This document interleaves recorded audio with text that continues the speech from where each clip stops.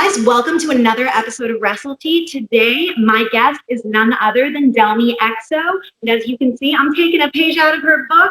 One of the boys being a little bit of a tomboy. You've inspired me. How are you doing today? I'm doing great. Thank you so much for having me, Sam. Thank you. You're actually one of the people I've wanted to interview for a while since I conceived of Wrestle Tea, because I've seen kind of what you were doing in Japan, lots of stuff involving like Masha's Instagram, and just you guys like having a ball out there. So I just want to get straight into that tea because it's awesome that you got to train in Japan at Marvelous Women's Pro Wrestling. What was the single biggest takeaway from that experience for you?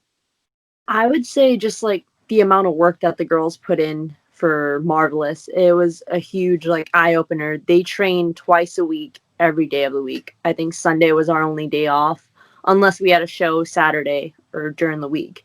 But they put so much into being a wrestler and so much with putting content online and like just being like pleasant. And they were just so nice all around and well talented all around. All of them can sing, all of them can play an instrument. It's incredible. Wow. And do they incorporate that stuff, or is it encouraged to incorporate like your outside talents into gimmicks in Japan? Or is it more just like wrestling focused? Like your wrestling ability is what's the most important there? I think Marvelous was just different with that. I know Stardom does have like big characters and like all of them kind of bring in their own personality.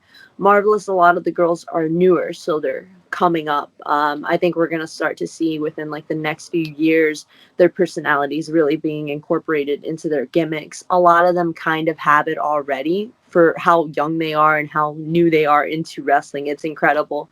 But I think just kind of showing online gets influence and like gets a good grade for them. Like they're encouraged to post. They're not being told like don't post this, don't post that, be careful online, or it's just constant like encouragement over there. I think it's a really good program. I'm glad I got to go through Marvelous and see the training regimen instead of just being like locked away somewhere and just having to do shows. Like I like seeing the backstage process of everything.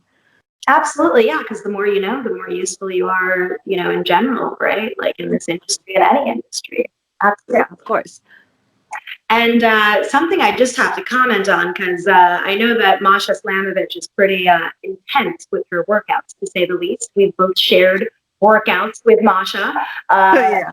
Yeah. Have you ever had an in-depth experience during one of these workouts? So I train similar to Masha with bodybuilding. She did more CrossFit style. And I was just like, I don't CrossFit. I either like focus on strength training and bodybuilding. And so she was like, oh, like, how do you power lift? And I created a monster because I showed her how you like kind of tripod your weights so that way you can pyramid up or pyramid down for deloads. And now she's going crazy over there. She has all the plates she needs. She's becoming a monster. I saw her, she's doing the burning hammer now, and I'm like, this girl's killing people. I don't know who she thinks she is, but she is not picking me up when she comes back.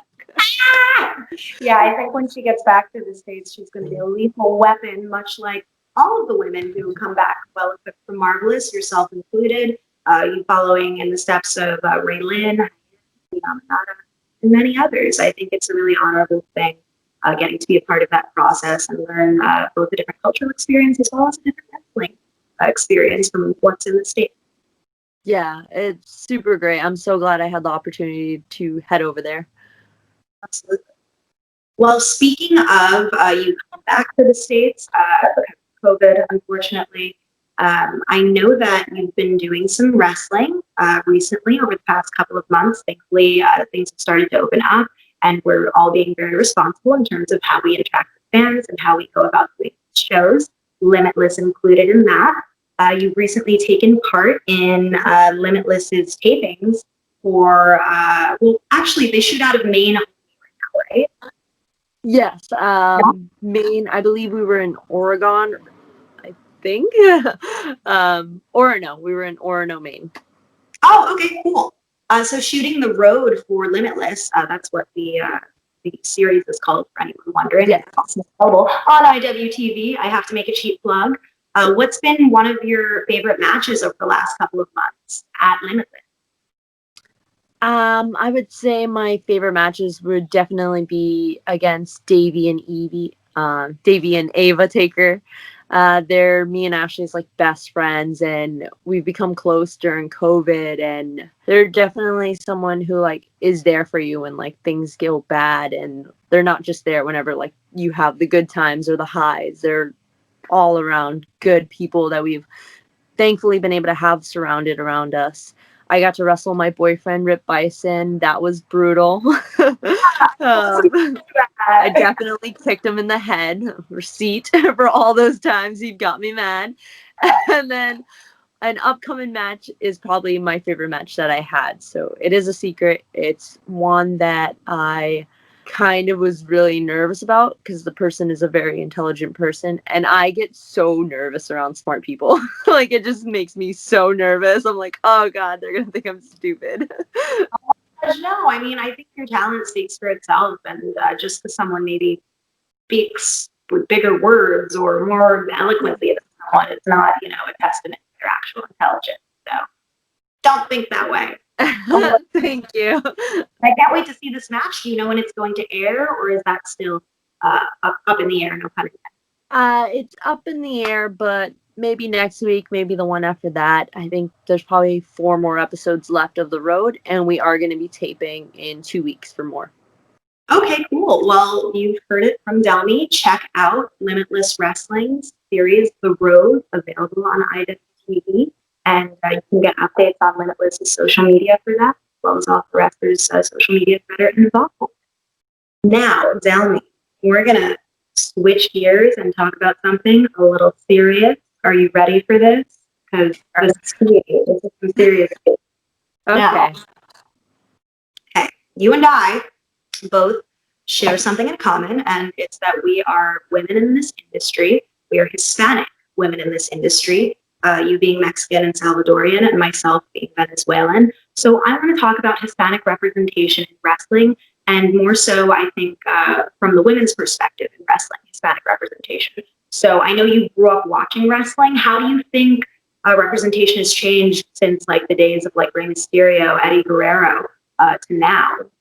Do you think it's more positive, more negative? Have we made strides? Give me your opinion on that. Yeah, of course. I think it's definitely positive. When I started wrestling, I never looked at myself as just Hispanic or like just Latina because I grew up in inner city. We were all different cultures living together. We all accepted each other. We all, would joke about ourselves like, oh, my mom makes me kneel on rice. So my mom does this. We just like were open about our heritage. And when I started wrestling, it was dominantly white when I first started. And it didn't really dawn on me that I had a voice or I had a reason to be representing until the Batiri were bringing me and Ashley into Jakar, and they were like, you guys realize like you're special. Like it's rare to see 2 sisters in the ring, much less 2 Hispanics in the ring tagging and like getting these opportunities and like breaking these like barriers of like women's tag team wrestling. And so it never seemed like a big deal for me to be Hispanic, but now seeing how so many people like come up to us and they're like, "Oh, like what's your heritage?" and they're excited about it. It's like, "Oh, wow, like I should be proud of my dad being El Salvadorian and my mom being like half Mexican." It means something to people.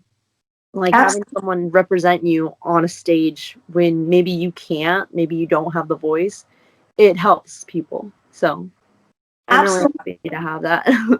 Well, and long term, I mean, you are contributing, not only with your wrestling in general outside of being Hispanic, but from a standpoint of influencing young women, to young Hispanic women to be pro wrestlers, to know that they don't have to just like wear a mask and like fit a stereotype, that your work is what speaks in this industry, not just these conventions that are often placed, and for at least in the past, on Hispanic wrestlers. So thank you so much for that.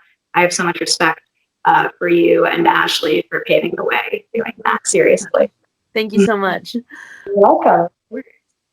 But moving on, because that was a little bit of a serious topic. And, but this is Wrestle Tea, and I got to get the tea, and I want to ask serious questions, But I guess this is in the vein of being serious as well. There's some really big stuff coming up in independent wrestling. We have GCW's The Collective. Brett Lauderdale has decided to run one of the most anticipated events of 2020. It was supposed to happen WrestleMania weekend, and now it's going to be happening October 9th through the 11th. What I want to know from you is, are you excited for this? Can we see you there? Will you possibly be at Shimmer on October 11th? Tell me. So me and Ashley will be at Shimmer. Actually, the whole Legit Sea Dogs faction will be a part of the collective. So look forward to any upcoming announcements with Davey, me, Layla, and Ashley all being a part of the collective. We do have another event that we will be a part of on that weekend, another show. It will get announced eventually through Twitter, so make sure you stay tuned on there. And we're so excited. We get to finally defend the Shimmer tag titles after winning them in November. It's just been like a shutdown of the world. I know. And this will be the first tag defense since you won them? We only defended them once after winning them. We got to defend them against Bird and the Bee, Willow, and Solo Darling. So this will be the second title defense. Cool. Well, I look forward to seeing you out there in the Midwest, and I can't wait to see who your opponents are going to be and watch you and Ashley kick some butt.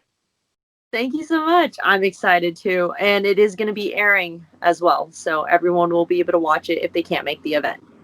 Awesome. Cool. Yeah, I believe it's going to be available on Fight TV as well as IWTV. But those details are yet to come out.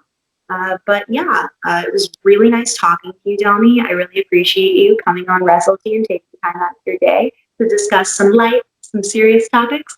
And I can't wait to meet in person one day and keep kicking ass and doing what you're doing, girl. Thank you so much for having me, Sam. Pleasure talking to you. Thank you. See you soon. Bye. Bye.